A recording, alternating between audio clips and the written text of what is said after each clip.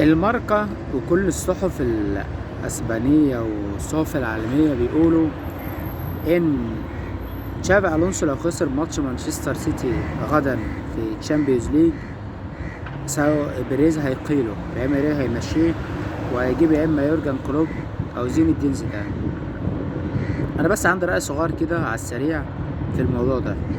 أنا ما بحبش إن الإدارة تتعامل مع المدرب ايا كان ما يكون في اي فريق بالقطعه.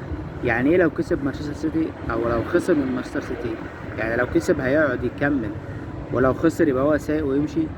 لا، انت كاداره عندك كواليس الفرقه وعندك كل حاجه على طاوله مجلس الاداره.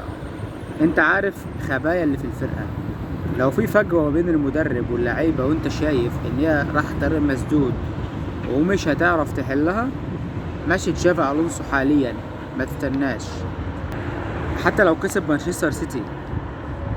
طب لو انت شايف ان الموضوع فني بحت وممكن يتعالج ومع المدرب ده ممكن يحسن النتائج وطريقة الاداء، خلي تشافي الونسو.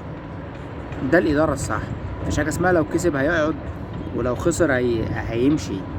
لا، انت شايف اللي خلاص في مشاكل في اوضة اللبس او ان المدرب ده ما جاش على التوقعات اللي انت كنت متوقعها قبل ما تمضي معاه، وحاليا نتائج سيئة.